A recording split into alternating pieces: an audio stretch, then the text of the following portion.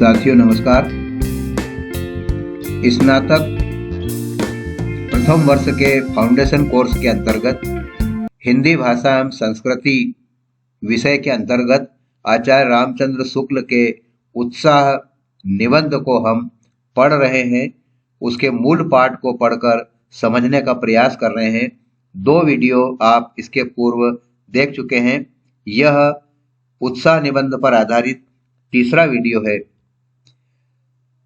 थोड़ा यह भी देखना चाहिए कि उत्साह में ध्यान किस पर रहता है, कर्म पर, उसके फल पर अथवा व्यक्ति या वस्तु पर। हमारे विचार में उत्साही वीर का ध्यान आदि से अंत तक पूरी कर्म श्रृंखला पर से होता हुआ उसकी सफलता रूपी समाप्ति तक फैला रहता है। इसी ध्यान से जो आनंद की तरंगे उठती है वे ही सारे प्रयत्न को आनंदमय कर देती है। युद्ध वीर में विजेतव्य यानी विजेता होने का जो भाव है, युद्ध वीर में विजेतव्य जो आलंबन कहा गया है, उसका अभिप्राय यही है कि विजेतव्य कर्म प्रेरक के रूप में वीर के ध्यान में स्थित रहता है। वह कर्म के स्वरूप का भी निर्धारण करता है। यानी कर्मवीर में जो विजेतव्य का भाव है, वही विजेतव्य का भाव, वही आलंबन उस कर्मवीर के कर्म के स्वरूप का भी निर्धारण कर देगा। पर आनंद और साहस के मिश्रित भाव का सीधा लगाव उसके साथ नहीं रहता। सच पूछिए तो वीर के उत्साह का विषय विजय विधायक कर्म या युद्ध ही रहता है।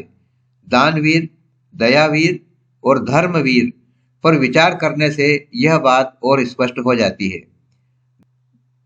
दान दयावश, श्रद्धावश यानी श्रद्धा के कारण, या कीर्ति और लोभवश दिया जाता है। यदि श्रद्धावश दान दिया जा रहा है तो दान पात्र वास्तव में श्रद्धा का, और यदि दयावश दिया जा रहा है तो पीड़ित यथार्थ में दया का विषय या आलंबन ठहरता है। अतः श्रद्धा या दया की प्रेरणा से जिस कठिन या दुसाध्य कर्म की प्रवृत्ति होती है, उत्साही का साहसपूर्ण आनंद उसी की ओर उन्मुख कहा जा सकता है। अतः और रसों में आलंबन का स्वरूप जैसा निर्दिष्ट रहता है, वैसा वीर रस में नहीं है। बात यह है कि उत्साह एक यौगिक भाव है जिसमें साहस और आनंद का मेल रहता है।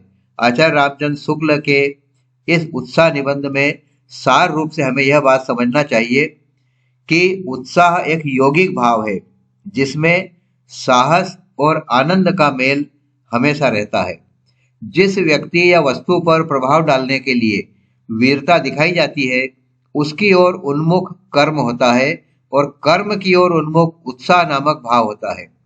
सारांश यह कि किसी व्यक्ति या वस्तु के साथ उत्साह का सीधा लगाव नहीं होता। सारांश यह है कि किसी व्यक्ति या वस्तु के साथ उत्साह का सीधा लगाव नहीं होता। समुद्र लांघने के लिए जिस उत्साह के साथ हनुमान उठे हैं, उसका कारण, उस उत्साह का कारण समुद्र नहीं है। समुद्र लांघने का जो विकट कर्म है, वही उसका मूल कारण है। समुद्र लांघने का विकट कर्म ही हनुमान जी के उठने की मूल प्रेरणा या मूल कारण है। कर्म भावना ही उत्साह उत्पन्न करती है, वस्तु या व्यक्ति की भावना नहीं। किसी कर्म के संबंध में जहां आनंदपूर्ण तत्परता दिखाई पड़ी कि हम उसे उत्साह कह देते हैं।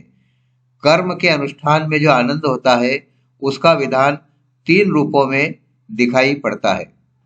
कर्म भावना से उत्पन्न, फल भावना से उत्पन्न, और तीसरा आगंतुक अर्थात विषयांतर से प्राप्त।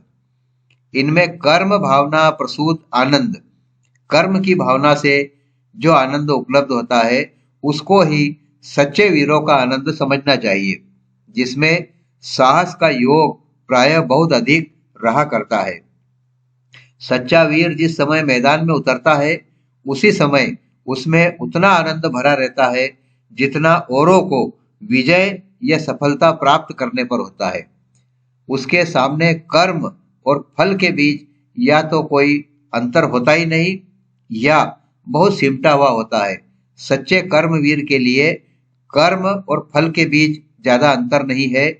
इसी से कर्म की ओर यह उसी झोंक से लपकता है जिस झोंक से साधारण लोग फल की ओर लपका करते हैं। इसी कर्म प्रवर्तक आनंद की मात्रा के हिसाब से शौर्य और साहस का स्फुरण भी उसमें होता है। इस प्रकार हमने उत्साह निबंध के तीसरे भाग का मूल पाठ का अध्ययन किया, उसे समझने का प्रयास किया। इसी निबंध का अगला भाग आप इस सीरीज के चौथे वीडियो में पढ़, देख और समझ सकते हैं। वीडियो को लाइक एंड शेयर अवश्य करें, चैनल को सब्सक्राइब करें। धन्यवाद।